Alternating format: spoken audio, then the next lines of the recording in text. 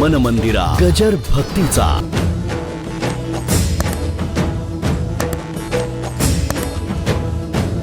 एखादा जर घरदार सोडून आला असेल तर शेवटपर्यंत त्याला त्या सुटत नाही. मी बघितलेत भगवे कपडे घातलेली माणसं सुद्धा, भगवे कपडे घातलेले सुद्धा माणसं माझ्याकडे खूप येतात. मला म्हणतात, बाबा महाराज आज तुमच्याकडे आईच्या हातचं जेवण होतं असं मिळालं. मी म्हटलं, एवढं भगवं झाल्यानंतर आईचं जेवण का आठवावं? नाही लक्षात आलं तुमच्या? ही प्रेमाची जी ओढ आहे ती शेवटपर्यंत संपत नाही. प्रेम हाच प्रभू आहे आणि जीवावर प्रभू जे प्रेम करतो त्यामुळेच तुमचं माझं अस्तित्व आहे. म्हणून गवळणी म्हणती यशोदेला कोठे गे सावळा, कारत शृंगारीला सांगे ओ मजला, अक्रूर उभा असे बाई का गे साजणी, या नंदा चांगणी मिळाल्या गवळणी.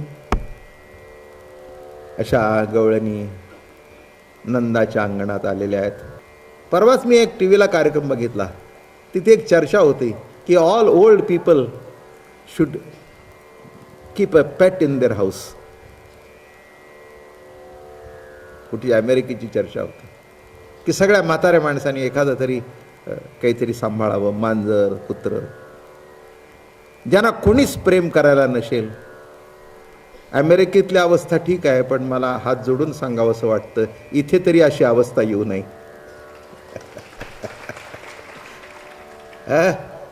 प्रेम करण्याकरता कुत्री मांजरी सांभाळायची पाळी येऊ नये, नाही का? जीवनातला मोठा पराजय आहे. माझं बोलणं कळलं? जीवनातला मोठा पराजय आहे.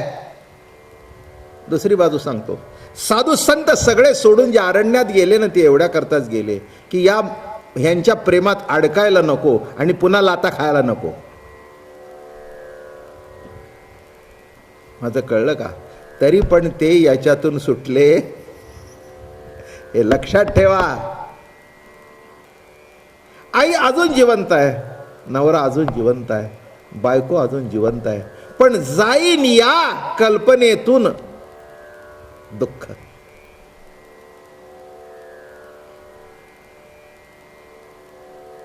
मग तिच्याजवळ बसला, तिचा हातात हात घेतला.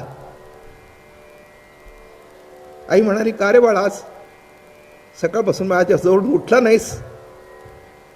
नाही का म्हणे, आई कोणाला माहित हा हात पुन्हा पाठवून फिरेल का? कुणाला?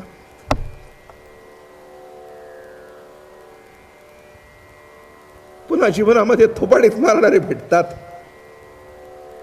का गालावून हात फिरवणारे भेटतील?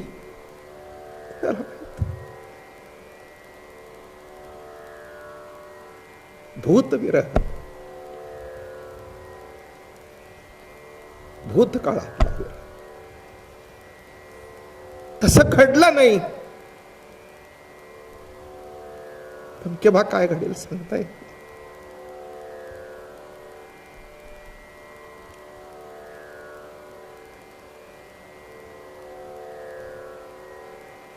कुठेतरी प्रेम असं असावं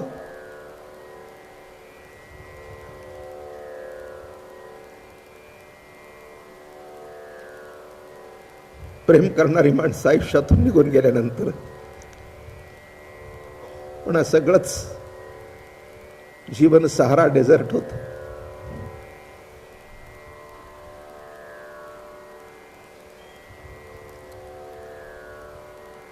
गवळणीने रथ बघितला आणि सगळे विराज अवस्था त्या गवळणी बघू लागल्या. त्यांना काही सुचेना. वेडीपिशी अवस्था झाली. कळे ना काय बोलावं काय नाही. विरह त्याच्या बाबतीत होतो की ज्याच्या बाबतीत निखळ प्रेम असेल तिथंच होतं.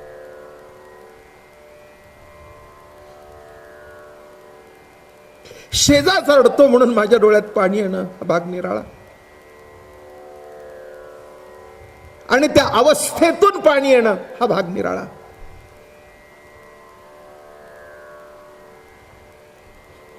गोपी या विरहाची आठवण करतायत.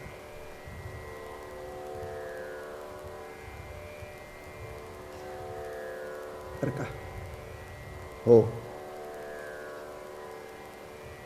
तुम्ही आहात. तुम्ही गेल्यावर माझं कसं होईल. कळलं का. सगळं ठीक आहे पण भूतकाळातला विरह तसं कृष्ण सखा आता आहे. पण इथून जर निघून गेला तर त्याला केव्हा पाहायचं.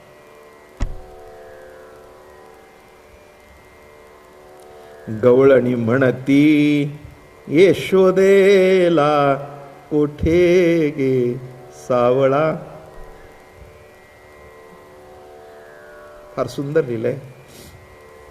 गवळणी म्हणती यशोदेला कोठे गे सावळा. कारत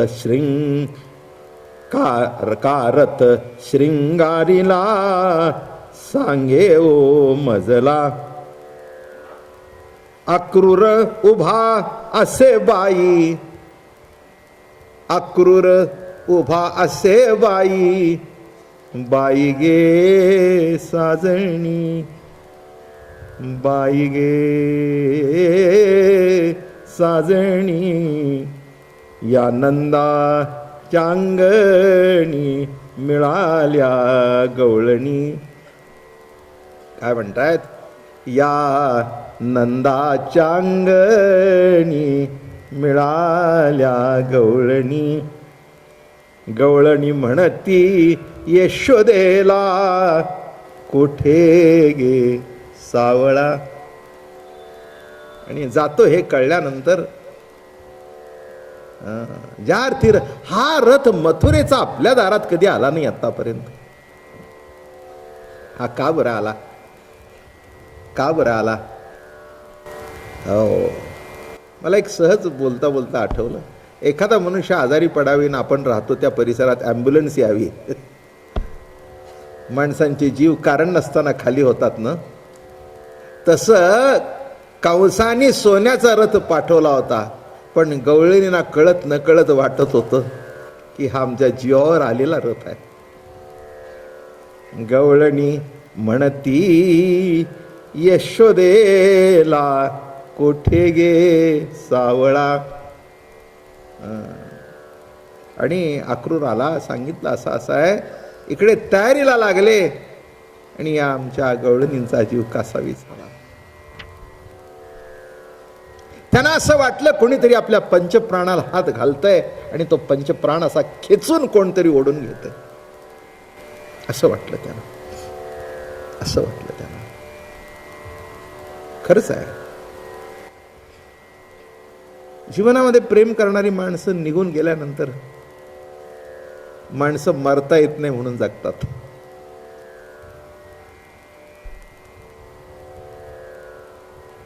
आणि मरता येत नाही म्हणून जगणं हे जिवंतपणे आपण आपल्या डोळ्यांनी पाहिलेला आपला मृत्यू आहे.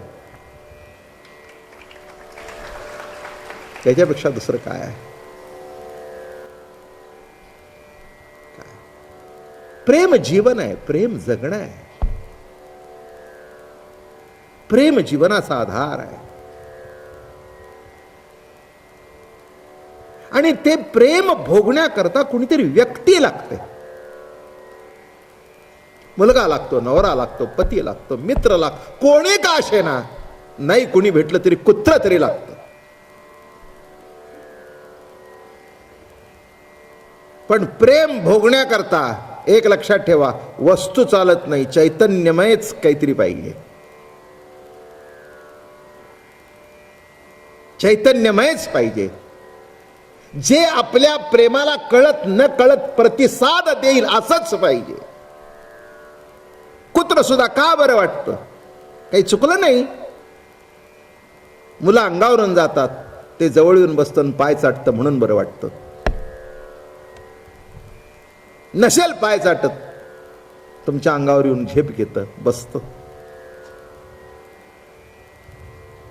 का बरं वाटतं? नाही का? हो. मन मंदिरा गजर भक्तीचा